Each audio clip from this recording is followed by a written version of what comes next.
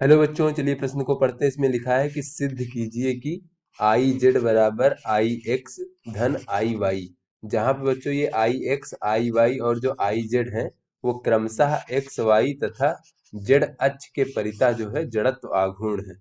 तो बच्चों ये हमारी लंबवत अक्षों की प्रमेय होती है बच्चों, जड़त्व आघूर्ण की।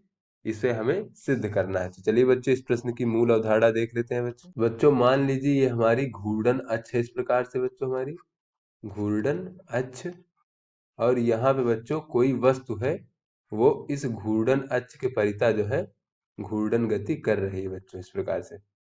तो इस वस्तु का अगर द्रव्यमान बच्चों m हो और तथा बच्चों घूर्णन अक्ष से लंबवत दूरी r हो बच्चों, तो इस अक्ष के परितः जो जड़त्व आघूर्ण होगा इस वस्तु का क्या होगा बच्चों। चलिए देख लेते हैं कि जड़त्व आघूर्ण को हम किस प्रकार से लिखते हैं बच्चों।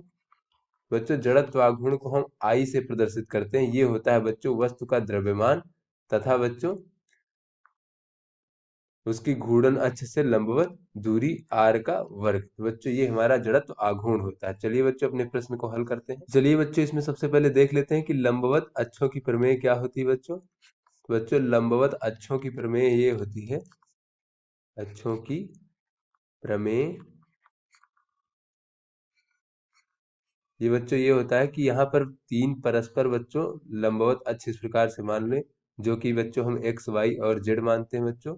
तो मान लीजिए हमारा एक्स अक्ष है और बच्चों ये हमारा वाई अक्ष है और ये हमारा जेड अक्ष है, ये परस्पर आपस में लंबवत है। तो बच्चों कोई वस्तु है हमारा, उसका जो है एक्स अक्ष के परितः जड़त्व आघूर्ण आई एक्स और बच्चों वाई अक्ष के परितः जड़त्व आघूर्ण आई वाई, इन दोनों का योग जो हो जाएगा बच्चों वो जेड अक्ष के परितः जड़त्व आघूर्ण के बराबर होगा।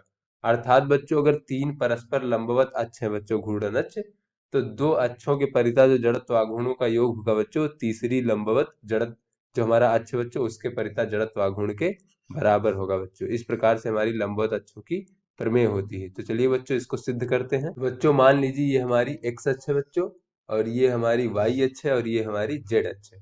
तो यहाँ पर बच्चों मान लीजिए कि एक्स वाई प्लेन में बच्चों या फिर कहीं भी हमारा एक्स वाई तल में बच्चों हमारा एक छोटा सा द्रव्यमान है बच्चों। इस प्रकार से मान लीजिए हमारा छोटा सा द्रव्यमान है। इसका द्रव्यमान बच्चों हम कैपिटल एम मान लेते हैं बच्चों।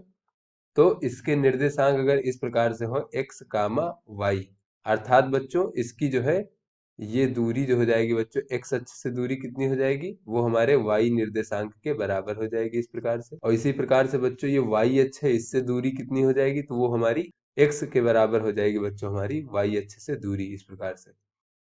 तो यहाँ पर अगर हम इस वस्तु का जो है सभी अक्षों के परितः बच्चों तीनों अक्षों के परितः अगर हम जड़त्व आघूर्ण लिखें, तो यहाँ पे बच्चों अगर हम जेड अक्ष से इस वस्तु की दूरी देखें बच्चों, तो हमारा जेड अक्ष बच्चों पीछे भी इस प्रकार से रहा होगा।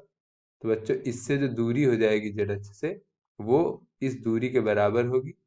तो इस दूरी को बच्चों हम आर मान लेते हैं, जेड अक्ष से इस वस्तु की दूरी। यहाँ से बच्चों चलिए अगर हम जेड अक्ष के परितः लिखते हैं बच्चों इसका जड़त्व आघूर्ण आई जेड बराबर, तो ये आई जेड बराबर हो जाएगा हमारा वस्तु का द्रव्यमान m और बच्चों घूर्णन अक्ष से दूरी। तो बच्चों ये हमारा जेड अक्ष घूर्णन अक्ष हो जाएगा, फिर तो इससे दूरी है r, तो ये बच्चों हो जाएगा r का वर्ग। इसी प्रकार बच्चों अगर हम x अक्ष के परितः लिखें तो ये हो जाएगा m और बच्चों x अक्ष से दूरी हमारी कितनी है, वो है हमारी y, तो y का वर्ग। इसी प्रकार बच्चों y अक्ष के परितः अगर जड़त्व आघूर्ण लिखे तो ये हो जाएगा m और y अक्ष से दूरी कितनी बच्चों x है, तो ये हो जाएगा x का वर्ग। तो यहाँ से बच्चों देखें तो ये हमारा बच्चों समकोण त्रिभुज बन रहा है। तो यहाँ पर पाइथागोरस प्रमेय से अगर हम देखें बच्चों, पाइथागोरस प्रमेय से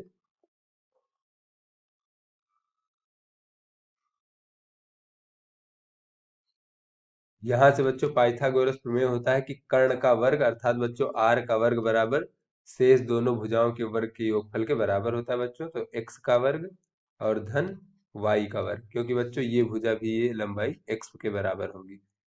तो इस प्रकार से बच्चों अगर हम देखें तो ये आर वर्ग की जगह पे बच्चों हम एक्स का वर्ग धन वाई का वर्ग यहाँ पर रख सकते हैं बच्चों। तो ये आई जेड बराबर हमारा हो जाएगा एम एक्स का वर्ग धन वाई का वर्ग। तो यहाँ से बच्चों अगर हम आई जेड देखें बच्चों, तो ये हो जाएगा बच्चों हमारा एम एक्स का वर्ग धन एम वाई का वर्ग।